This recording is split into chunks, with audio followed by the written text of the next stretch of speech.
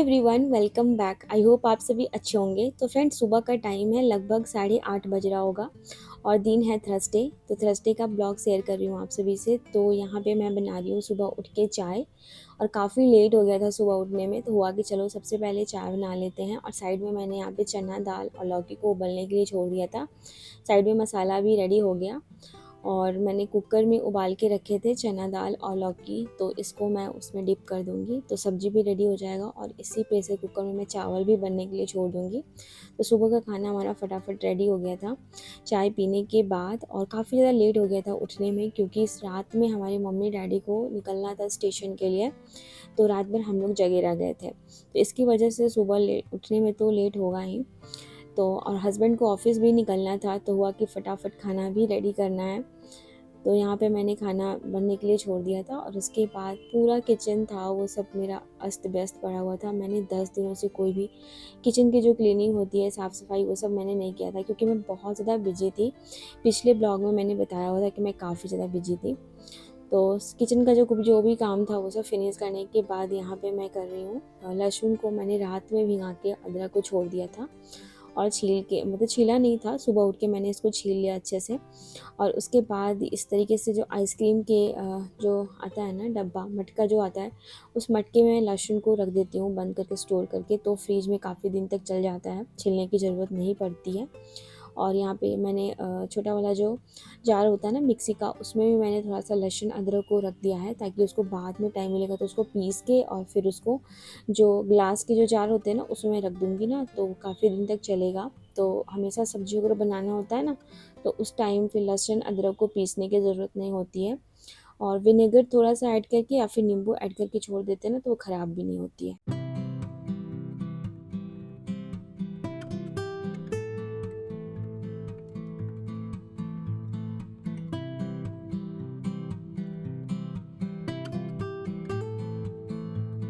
तो उसके बाद मैं लग गई हूँ अपनी किचन के क्लीनिंग में। तो क्लीनिंग मैंने बिल्कुल भी नहीं करी थी, और गैस चूल्हा को भी मैंने इस तरीके से साफ़ नहीं किया हुआ था। बस नॉर्मल इसको साफ़ करके और काम चल रहा था, क्योंकि काफ़ी ज़्यादा बिजी हो गए थे। और होता है ना कि हर दिन मार्केट जाना, कहीं कहीं जाने की वजह से ना क्या होता, टाइम बिल्कुल भी नहीं मिल पा रहा था। तो किचन का काम था वो सब अच्छे से हो नहीं पा रहा था, पूरा घर की सफाई भी अच्छे से हो नहीं पा रही थी। तो इसी वजह से हुआ कि चलो आज टाइम मिल गया है तो इसको फिनिश कर लेते हैं। और तो पूरा सामान था ना काउंटर टॉप पे, उसको मैंने हटा के साइड में रख दिया था, क्योंकि जब तक हम सामान को हटा के साइड में नहीं रखेंगे क्लीनिंग तो अच्छे से होती नहीं है। तो सब कुछ हटा करके और गैस चूल्हे को अच्छे से मांज लिया था, मतलब कि जो वो विम जेल होता है ना उसी से मैंने स्क्रब कर दिया ना, तो ये काफ़ी अच्छे से छूट जाता है। और काफ़ी ज़्यादा तेल तेल जो होता है ना वो भी हो गया था, तो हुआ कि चलो अब इसको अब अच्छे से ही क्लीन करते हैं। तो लगभग गैस चूल्हे को मैंने साफ़ कर लिया है, और जो भी इसका जो स्टैंड रखा हुआ था ना उसको भी मैंने साइड में रख दिए थे, तो उसको भी वॉश करके और अभी पानी से बहुत अच्छे से इसको धो देते हैं। और पोंछती हूँ ना तो वो अच्छे से साफ़ नहीं होता है, तो इसलिए पहले होता है कि इसको पानी से धुल के और उसके बाद जो सूखा कपड़ा होता है ना उससे पोंछ देते हैं ना, तो ये काफ़ी अच्छे से शाइन देने लगता है। तो इसी तरीके से मैं करती हूँ। और इसके जो वॉल है ना उस पर टाइल्स वगैरह लगा हुआ है, तो इसको भी उसी से मैंने अच्छे से स्क्रब कर दिया, तो वो भी छूट गया। उसमें भी काफ़ी ज़्यादा तेल के छींटे और पीले पीले से लगे रहते हैं, देखने में अच्छे नहीं लगते हैं। तो उसको भी जब भी टाइम मिलता है मैंने उसको साफ़ कर देती हूँ। तो अभी बहुत अच्छे से सूखा कपड़ा है, इससे मैं पोंछ दूँगी ना तो काफ़ी अच्छे से क्लीन हो जाएगा।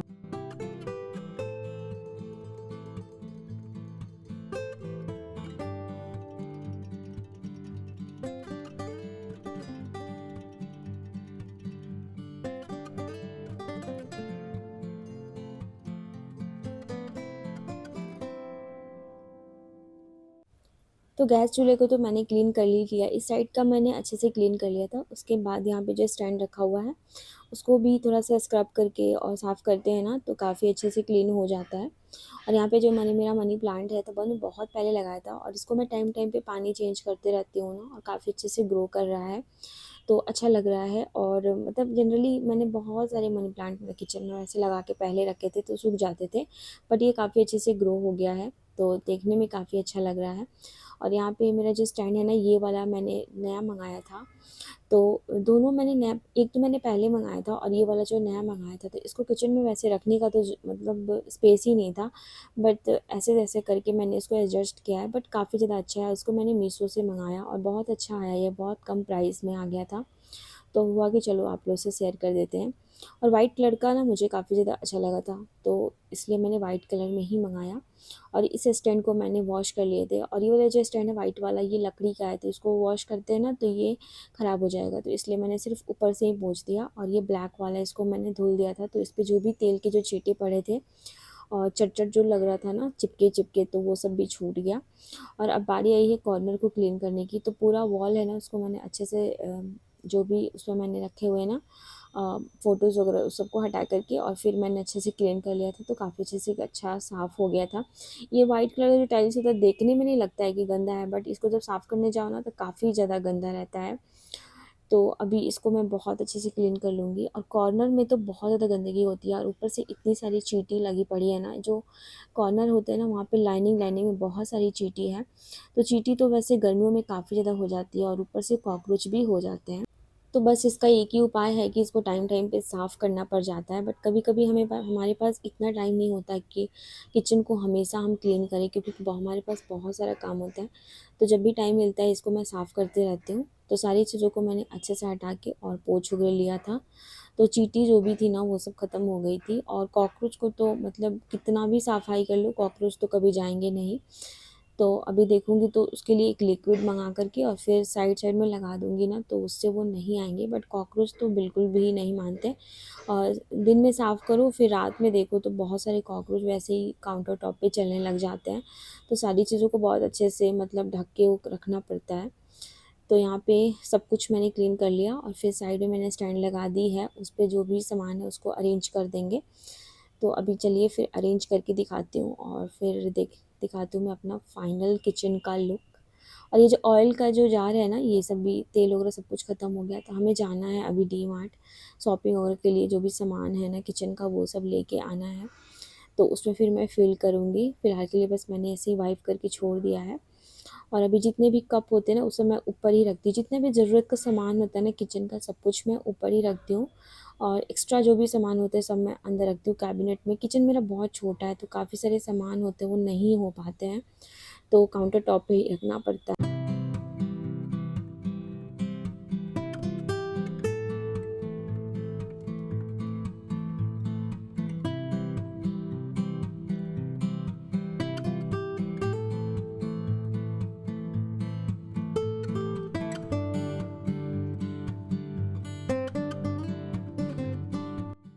तो किचन एक ऐसा एरिया होता है ना, उसको टाइम टाइम पे चेंजिंग करना कितना ज़रूरी हो जाता है।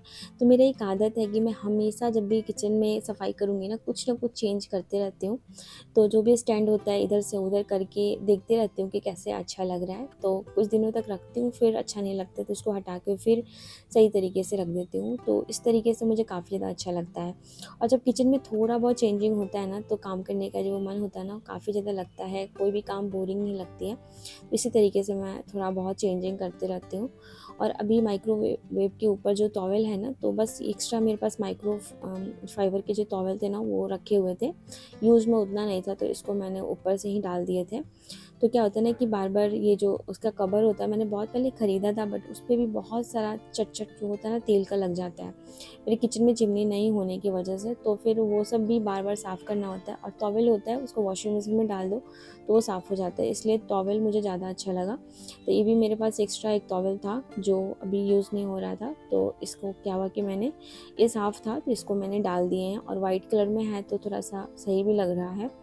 और फिर उसे ढक दूँगी ना, तो इसको ना मतलब अलग से साफ़ करने की ज़रूरत नहीं होती है। बस जो भी हम नॉर्मल जो क्लॉथ्स वॉश करते हैं ना वॉशिंग मशीन में, उसके साथ ही इसको भी मैं डाल के धो देती हूँ। तो इसलिए ईज़ी हो जाता है। तो हुआ कि चलो अब टॉवल ही उस पे बिछा देते हैं। तो उसको भी मैंने अरेंज कर दिया, और यहाँ पे चूल्हा मैंने साफ़ किया हुआ था, तो जो भी इसका स्टैंड था उसको भी लगा रही हूँ।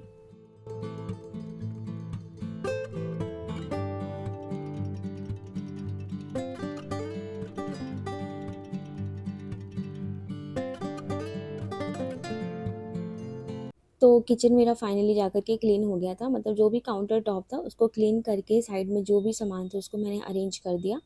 अब आई थी नीचे की बारी, तो यहाँ भी मैंने अच्छे से इसको हटा कर क्लीन कर लिया था। इसके अंदर भी काफ़ी सारे आटा गिरने की वजह से चींटी लग गई थी, और इस कैबिनेट को भी मैंने साफ़ किया हुआ था। तो बहुत सारा सामान होता है जो नीचे में आ जाता है, तो जो भी यूज वाला सामान होता है ना, मतलब मैं हमेशा यूज करती हूँ आटा चावल ये सब, तो नीचे रहता है। और एक्स्ट्रा जो बर्तन होते हैं ना जो मेरे किचन के कैबिनेट्स में नहीं अट पाता है, तो उसको भी मैं उसी में रख देती हूँ, तो उसे ले करके फिर यूज करना आसान हो जाता है।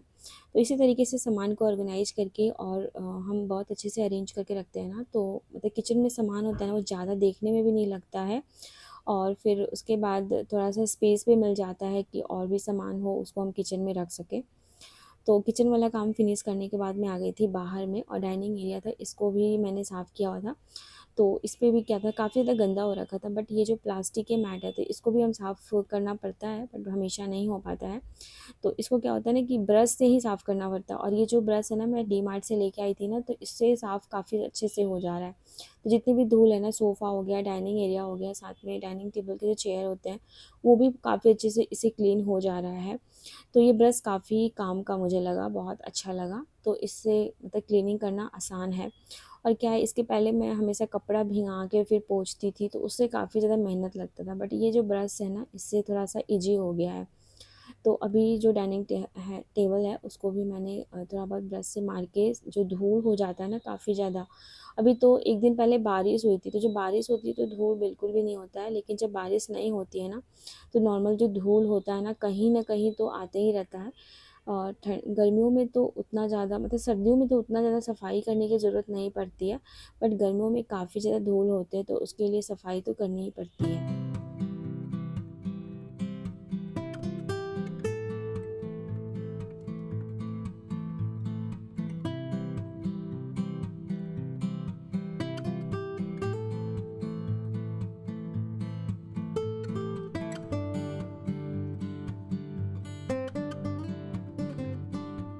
तो अभी डाइनिंग एरिया की जो क्लीनिंग थी वो हो गई, और उसके बाद यहाँ पे जो सूर्य रेखा है ना उसके ऊपर मैंने एक क्लॉथ डाल दी है, तो उसको बार बार क्लीन करना पड़ता है। तो मेरे पास बहुत दिन से पड़ा हुआ था, और बहुत पहले मैंने एक टेबल क्लॉथ मंगाया था, तो वो काफ़ी ज़्यादा छोटा भी हो गया था और पतला भी था, तो मेरे टेबल पे आ नहीं रहा था, तो इसलिए मैंने इसको उसके ऊपर डाल दी और अच्छा लग रहा है। और उसके अलावा जो धूल वगैरह होगा ना उसके ऊपर जमा नहीं होगा, तो बार बार उसको साफ़ करने की ज़रूरत नहीं पड़ेगी। तो इसी तरीके से मैं रख देती हूँ ताकि बार बार साफ़ ना करना पड़े। और सोफ़ा का कवर मैं ढूंढ रही हूँ अच्छा सा, बट मिल नहीं रहा है, तो बहुत जल्दी मैं मंगा के इसके ऊपर भी डाल दूँगी, तो थोड़ा सा सफाई बहुत ज़्यादा करने की ज़रूरत नहीं पड़ेगी। अदरवाइज़ ये सोफ़ा पे कवर नहीं होता है ना, तो क्या होता है कि बार बार इसके ऊपर जो धूल होती है ना वो जमा हो जाता है और बार बार साफ़ करना पड़ जाता है। और मेरा सोफ़ा ऐसा है ना कि थोड़ा भी इस पर धूल होगा ना तो पता चलने लग जाता है, तो थोड़ा करना ही पड़ता है क्लीनिंग। तो इसी ब्रश से मैं साफ़ कर दे रही हूँ, और बहुत अच्छे से इस ब्रश से साफ़ हो जा रहा है। जो मतलब कि सोफ़ा के अंदर अंदर जो डस्टिंग हो जाती है ना वो भी बहुत अच्छे से क्लीन हो जा रहा है, तो काफ़ी ज़्यादा अच्छा है ये ब्रश।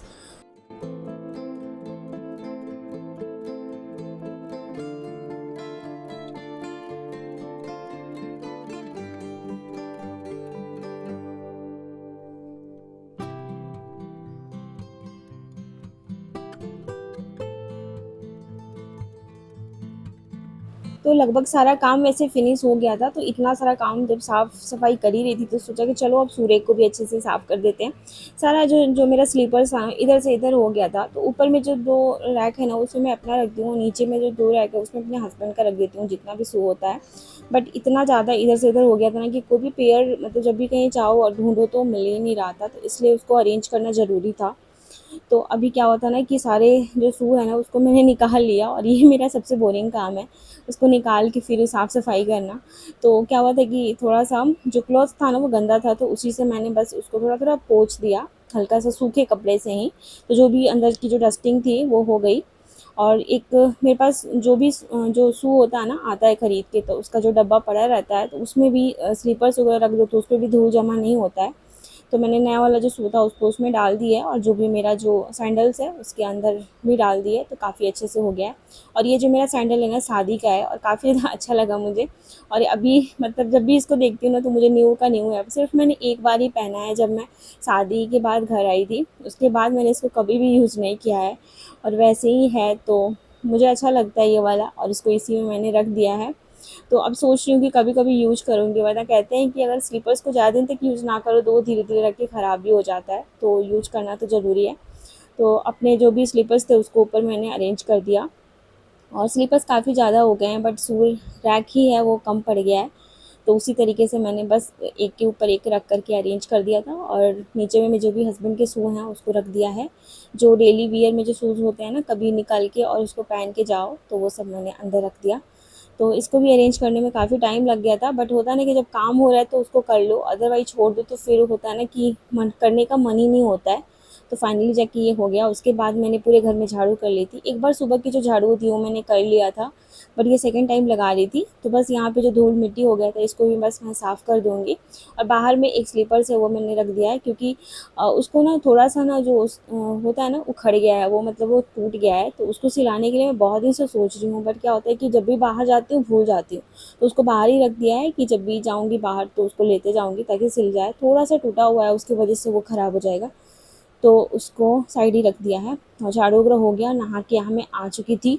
और इतना ज़्यादा थकान हो गया था पूरा, मतलब होता है ना कि, और मतलब क्या ही बोलूँ मैं, और इतना ज़्यादा गर्मी, एक तो गर्मी की वजह से हालत ख़राब है, और हो रहा था कि जल्दी से सारा काम फिनिश हो जाए ताकि मैं मतलब नहा वहा के तुरंत मैं रेडी हो जाऊँ।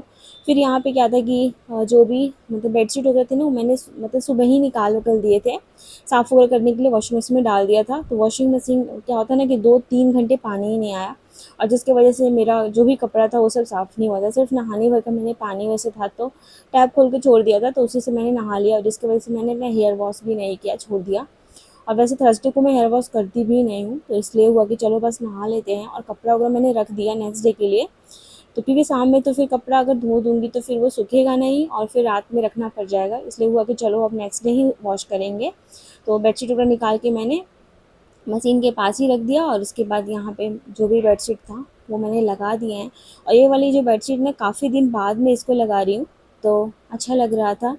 और उसके पहले तो कॉटन वाली बेडशीट लगाई हुई थी, तो हुआ कि चलो अब सब थोड़ा थोड़ा यूज करते रहेंगे तो सही रहेगा। तो अभी चारों साइड से इसको टक कर दिया। और ये जो बेडशीट है ना, ये थोड़ा रबड़ वाला है, तो इसको लगाना ना थोड़ा आसान होता है, अकेले भी लग जाता है। और फिर उसके बाद क्या होता है कि वो जो बेडशीट होते हैं जिसमें इलास्टिक नहीं होता उसको थोड़ा सा मतलब चारों साइड से टक करना मुश्किल होता है। बट ये जो इलास्टिक वाला है इसको लगाना आसान है, तो मैं खुद से ही लगा लेती हूँ। हस्बैंड तो थे नहीं घर पे, वो तो ऑफिस गए हुए थे। बट मेरा ना दिन ऐसे निकला ना, पता भी नहीं चला कि सारा काम भी फिनिश हो गया और पूरा दिन मेरा काम काम से निकला हुआ था। और मैंने क्या किया था ना, साइड में म्यूजिक भी चला दिया था, तो थोड़ा-सा होता है ना कि म्यूजिक के साथ काम करो तो मज़ा आता है, तो साथ में मैं म्यूजिक गुनगुना रही थी और अपना काम भी किए जा रही थी। तो गाना बजते रहता है ना, तो फिर कैसे काम खत्म होता है पता भी नहीं चलता। और फिर हो गई थी शाम, तो यहाँ पे मैंने पॉपकॉर्न बनाया था, हस्बैंड भी आ गए थे ऑफिस से। तो चलिए फ्रेंड्स, यहाँ पे हम लोग एंजॉय करते हैं अपना पॉपकॉर्न, और मिलेंगे आप सभी से नेक्स्ट वीडियो में। वीडियो कैसा लगा आप लोग कमेंट्स में ज़रूर बताना। Bye bye, take care, thanks for watching.